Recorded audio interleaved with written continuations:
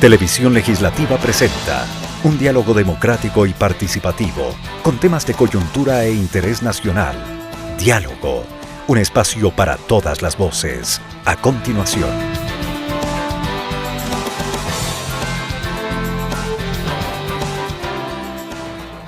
Hola, ¿qué tal amigos? Tengan ustedes muy buenas tardes. Bienvenidas y bienvenidos a Diálogo, este espacio de información y de opinión de los medios de comunicación de la Asamblea Nacional. Para nosotros siempre un gusto saludarles a través de la radio en todo el territorio ecuatoriano.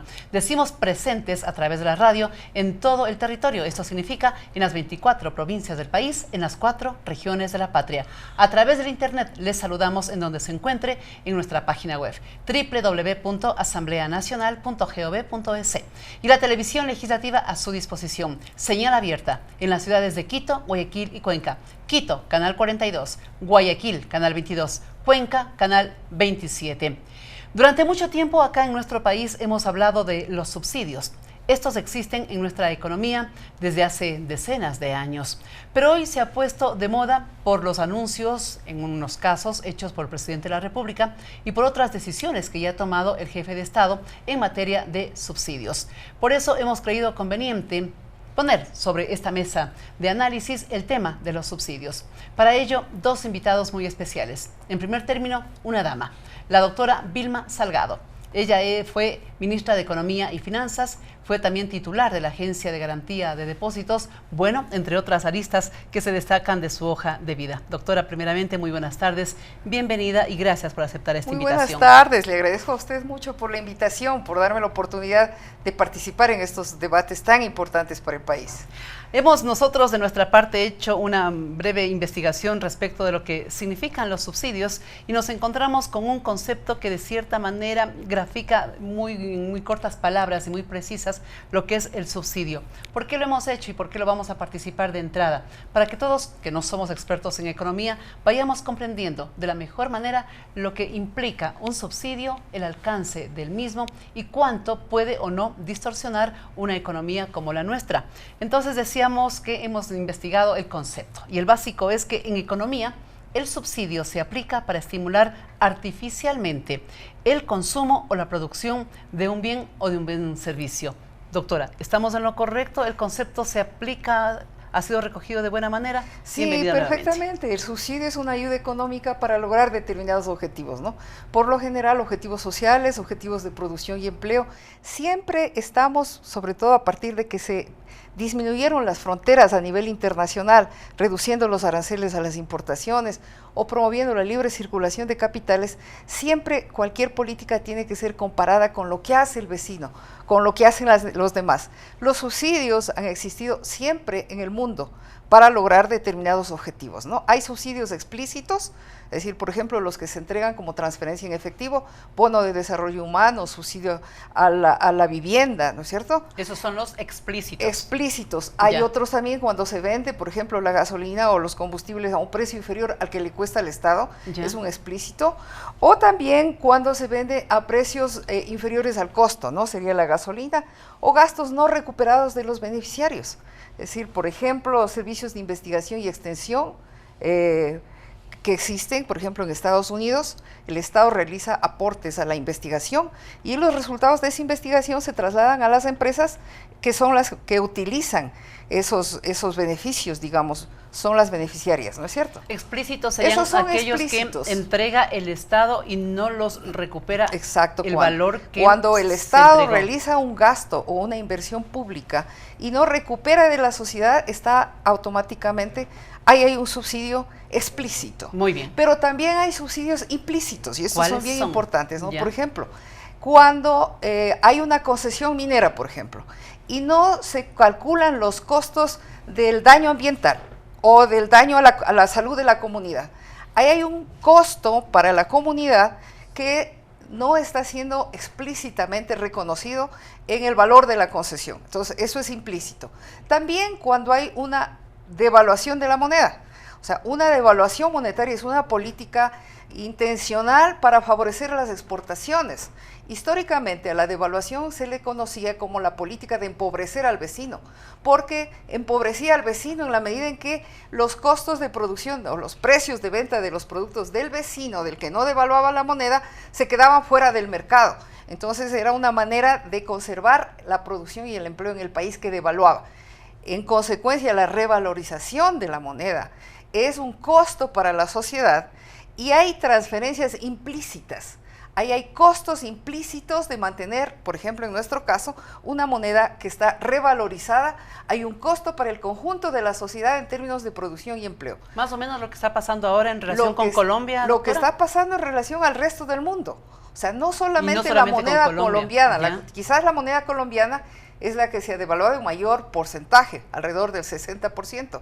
Pero si miramos las estadísticas internacionales, el resto del mundo, hasta China, que es uno de los mayores exportadores mundiales, que tiene una gran capacidad productiva, porque precisamente a lo largo de su historia, desde que se reintegró al mercado mundial en 1978, China ha practicado sistemáticamente una política de subvaluación cambiaria, porque ha entendido perfectamente bien que lo importante para una nación es la producción y el empleo, es generar producción y empleo, porque el talón de Aquiles de la economía mundial es el desempleo y el subempleo, que es el desempleo disfrazado de subempleo.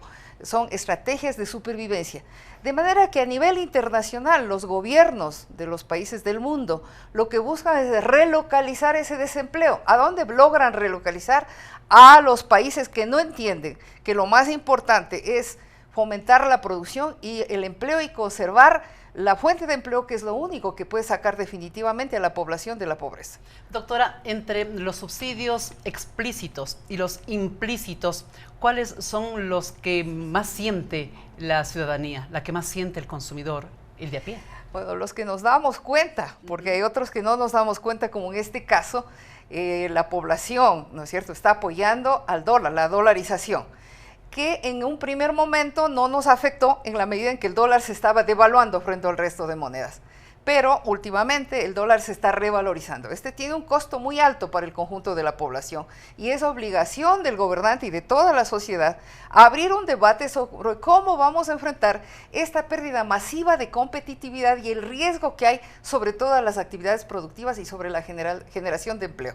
O sea, miremos nosotros lo que está pasando en la frontera norte, ¿no?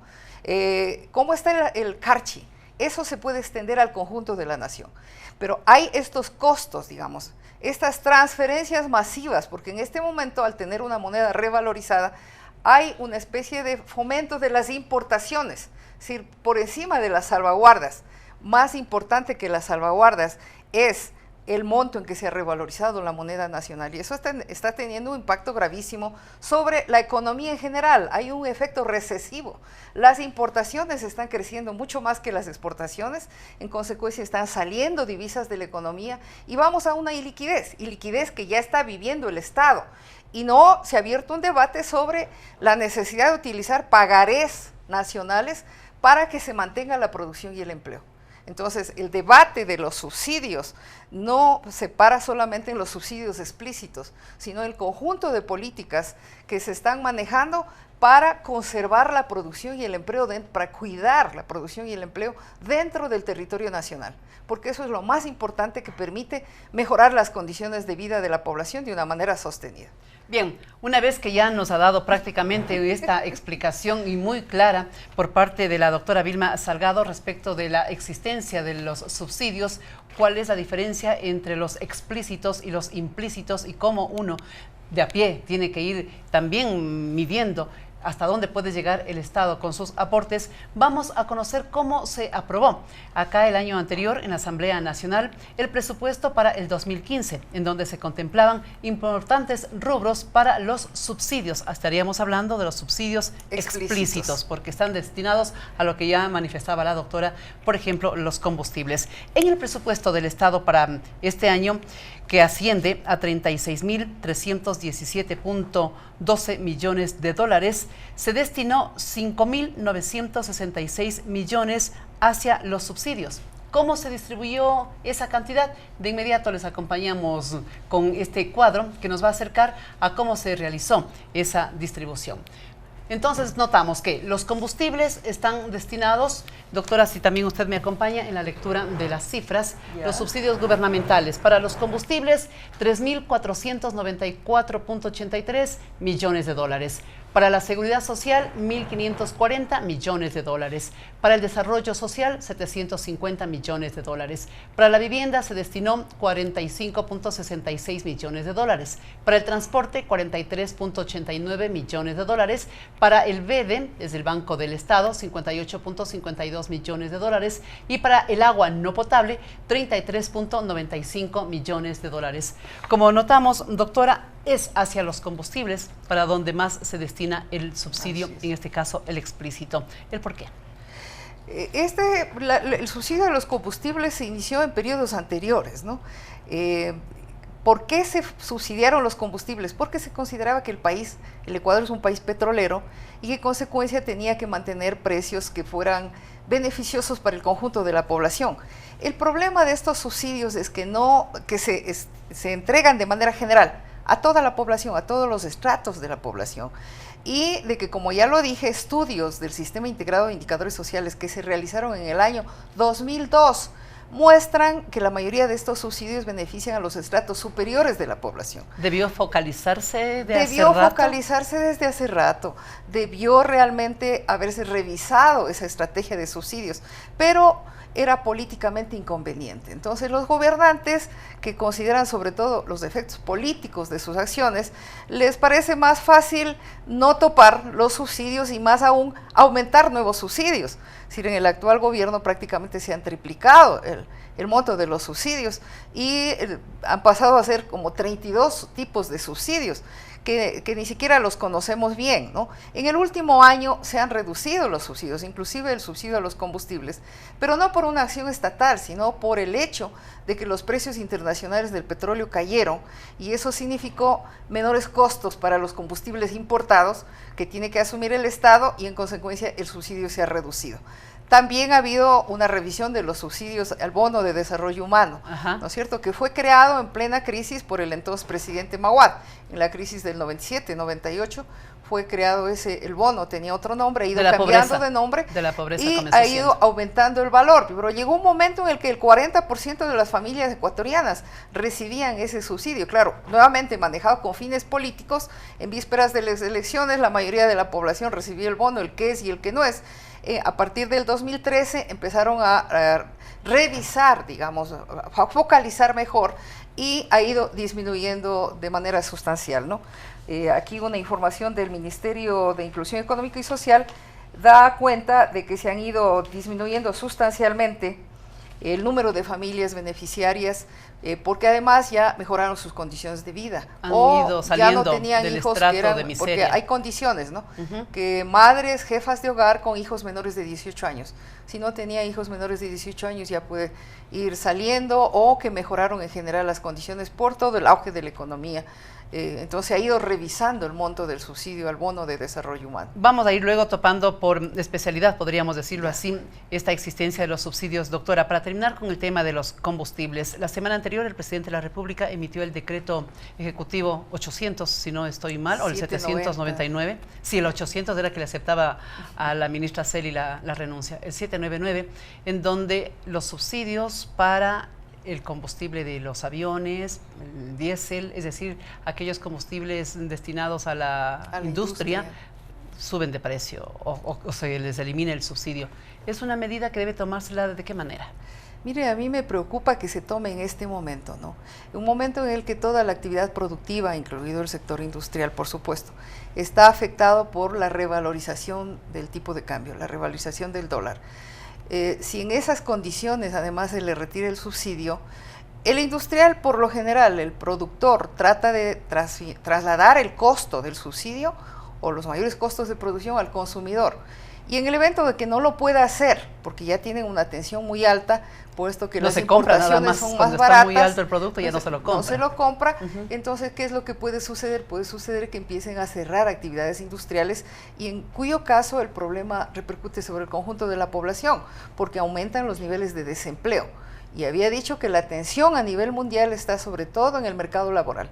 Es decir, es lo que hay que cuidar desde el inicio de cualquier gobierno, es la producción y el empleo, pero no es la manera en que se ha venido manejando, ¿no? ¿Esta medida debió ser tomada en otro momento de pronto o a lo mejor con unas medidas complementarias? Es decir, tiene que necesariamente abrirse una discusión y trabajar como ya lo estaban haciendo. Entiendo que la ministra Celi estaba promoviendo estos debates con el sector productivo en búsqueda de alternativas de políticas que permitan que el aparato productivo continúe operando y además de que aumente la inversión, ¿no? El momento en que el Estado ya no tiene los recursos para invertirlos, porque ya no tiene quien le preste, el riesgo país ha subido escandalosamente a más del 14 puntos, o sea, hay una diferencia de 14% frente a la tasa de interés de los bonos del Tesoro de Estados Unidos, lo que quiere decir que está prácticamente cerrado el crédito. En esas condiciones necesitamos la inversión privada, pero históricamente la inversión privada tiene un comportamiento que se denomina procíclico, es decir, cuando la economía está en auge, la inversión privada llega, y esto es lo que hizo falta en la estrategia del actual gobierno, tomar en cuenta el comportamiento histórico del capital, para permitir, por ejemplo, en el momento de auge, que sea el propio capital privado el que financie las obras de infraestructura, puesto que el sector privado es el que construyó las obras de infraestructura, que lo financie, porque en los momentos de crisis, normalmente el capital privado, con su comportamiento procíclico, suele abandonar los países. Es decir, ahí sí no valen las promesas, ¿no? Porque simplemente es un cálculo económico. El capital no tiene nacionalidad, no tiene más que intereses. A ver, ¿cuál es el cálculo económico? Es que cree que es posible recuperar su inversión, invierte, de lo contrario no lo hace. Usted fue ministra de Economía, tomada la decisión, vamos a ponernos en ese escenario, se tomó la decisión, no va más el subsidio para estos combustibles.